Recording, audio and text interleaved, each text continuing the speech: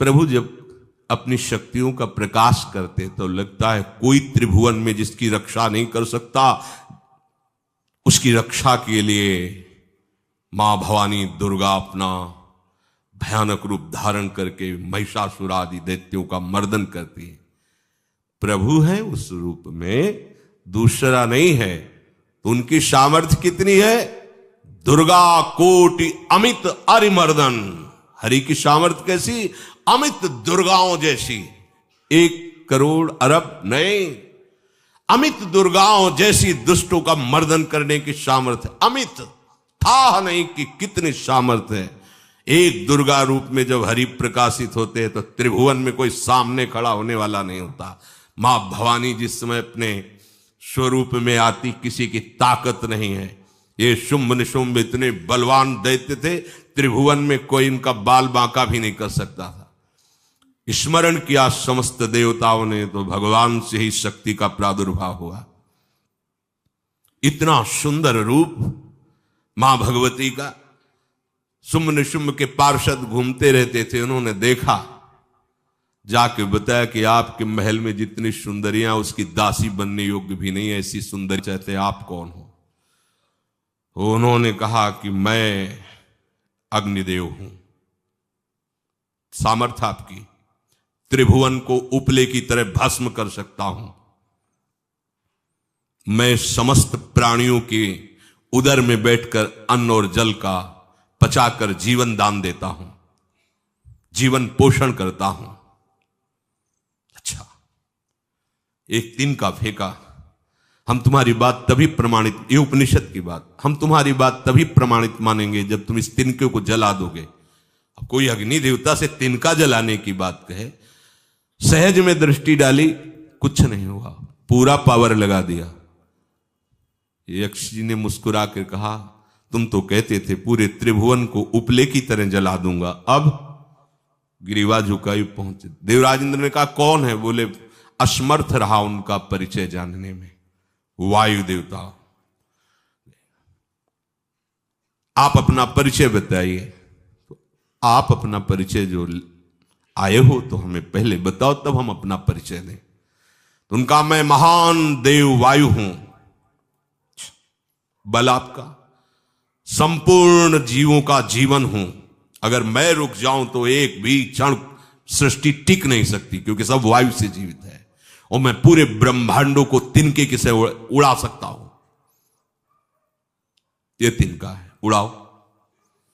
पूरी ताकत लगा दी वायु देवता ने, तिनका नहीं उड़ा। ग्रीवा झुकाई, वापस चले गए। अब देवराज इंद्र उठे, जे ही नजदीक पहुंचे यक्ष अंतर्धान हो गए और देखा साक्षात ब्रह्म विद्या, दूर से मूर्तिमान ब्रह्म, और डांट लगाई कि तुम उनसे संभाषण करने योग्य भी नहीं हो, क्योंकि तुम सबसे बड़े सिंहासन पर बैठे हो और अहंकार करते हो। तुम्हारे देवता सब सामर्थ्यहीन है, एक तिनका भी अग्नि नहीं जला सका, एक तिनका भी वायु नहीं उड़ा सका। अरे जिनकी शक्ति से शक्तिमान वो भगवान स्वयं आए हुए थे, कांप गए देव। अहंकार मत करो, जाओ। भगवान के बल से तुम विजयी हुए, देवताओं के बल से नहीं। देवताओं में जो शक्ति है वो उन्हीं के अंश से आई हुई है। अरबों वायु के समान महान बलशाली हमारे श्री हरि, अरबों सूर्यों के समान उनका प्रकाश, अरबों सूर्यों के समान प्रकाश, अरबों चंद्रमाओं के समान सुशीतलता, समस्त भयों और दुखों का नाश करने वाले प्रभु श्री हरि।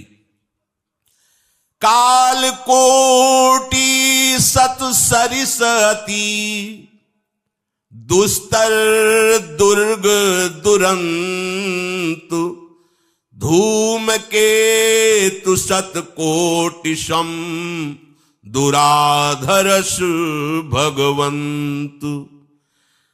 अरबों कालों की सामर्थ्य, अरब नहीं, अरबों कालों की सामर्थ्य भगवान, एक काल अनंत ब्रह्मांडों में तांडव मचाए रखा है।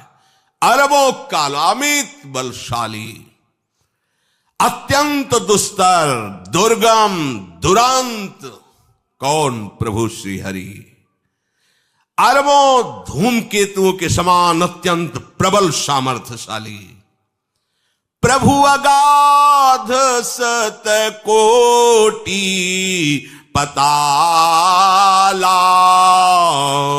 शमन कोटि सत सरीश कराला, तीरथ अमित कोटि सम पावन,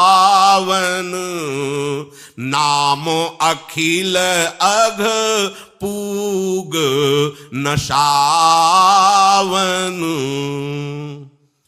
कितने अथाह हैं प्रभु, बोले अरबों पाताल से भी बढ़कर, अरबों पाताल से भी बढ़कर गहरे हैं, कोई था नहीं पा सकता।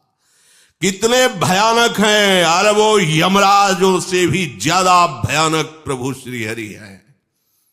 अनंत कोटि तीर्थों को भी पावन करने वाले परम पवित्र जिनके श्री चरण हैं, वो तीर्थपाद श्री हरि हैं। अनंत तीर्थों की उनका नाम ही संपूर्ण विश्व के पाप समूहों का नाश करने में समर्थ है। हिमगिरि कोटि अचल रघुवीरा, सिंधु कोटि सत समगंभीरा,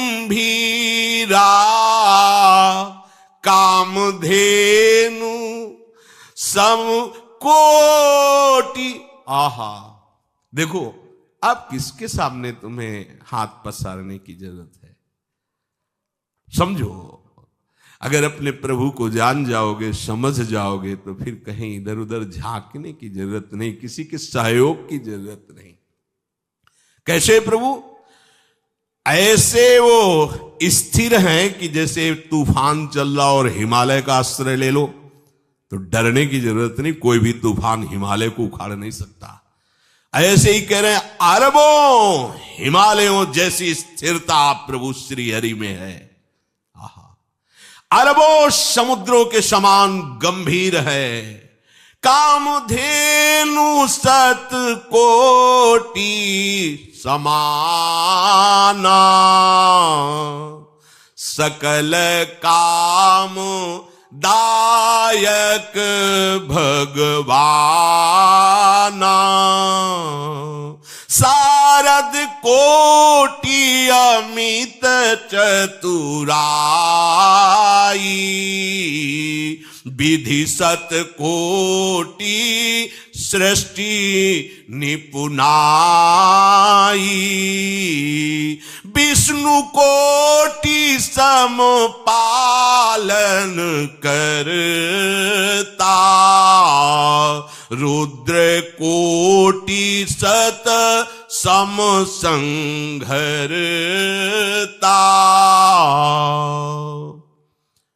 अरबों कामधेनुओं के समान प्रभु श्री हरि हैं। एक कामधेनु मिल जाए तो निहाल हो जाए, है हमारे श्री हरि कैसे? अरबों कामधेनुओं के समान है। इच्छित कामनाओं की पूर्ति कर दे उसे कामधेनु कहते हैं। प्रभु में कितनी चतुरता है, अनंत कोटि सरस्वतियों की एक सरस्वती ब्रह्मांडों का संचालन करती है, बुद्धि के अधिष्ठात्र देवी हैं। और यहां क्या, हमारे श्री हरि अनंत कोटि सरस्वतियों की चतुराई समाई हुई है। अरबों ब्रह्माओं के समान सृष्टि रचने में समर्थ। एक ब्रह्मा प्रकट कर दिया, ये वैभव प्रकट हो गया। अरबों ब्रह्माओं जैसी सामर्थ सृष्टि रचना की प्रभु में है। आहा, और अरबों विष्णुओं के समान पालन करने की सामर्थ प्रभु में है। अरबों शंकर के समान संहार करने की सामर्थ्य प्रभु में है। धनद कोटि सत समधन वाना, माया कोटि प्रपंच निधाना, भार धरन सत कोटि अहिसा, निरवधि निरूपम प्रभु जगदीसा। अरबों कुबेरों के समान धनवान है। अरबों मायाओं के समान सृष्टि करने में सामर्थ्यशाली है। अरबों शेष भगवान के समान अनंत भार उठाने में समर्थ है। जगदीश्वर प्रभु श्री हरि की कोई उपमा, कोई सीमा नहीं है। ये उपमा रहित और सीमा रहित है। निरुपम न उपमा आन राम समान, राम निगम कहे जिम कोटि सत खद्योत समु, रवि कहत अति लघुताल है। यही भांति निज निज मति विलास, मुनीस हरि बखा नहीं। प्रभु भाव गाहक अति कृपालु, सप्रेम सुनि सुख मानहि। प्रभु भाव गाहक अति कृपालु, सप्रेम सुनि सुख मानहि। प्रभु श्री हरि उपमा रहित हैं। उनकी कोई अनंत ब्रह्मांडों में किसी से उपमा नहीं दी जा सकती। प्रभु के समान केवल प्रभु हैं, ऐसा वेद कहते हैं। अरबों जुगुनियों के समान यदि सूर्य को कहा जाए तो सूर्य का अपमान होता है, सम्मान नहीं। ऐसे ही जो अभी तक वर्णन किया गया उसको समझो। अरबों जुगनुओं के समान यदि सूर्य को कहा जाए तो सूर्य की प्रशंसा नहीं, एक तरह से अवहेलना है। आहा, इसी प्रकार अपनी बुद्धि के विकास के अनुसार मुनीश्वर, अपनी बुद्धि के विकास और प्रकाश के अनुसार मुनीश्वर प्रभु का वर्णन करते हैं। गुण महिमा नाम बल पर था कोई नहीं पाओ, आज तक कोई था नहीं। ऐसे प्रभु की लीला में कोई कुतर्क, कोई संशय, अब वो क्या बुद्धि है उसका खुद विचार करे।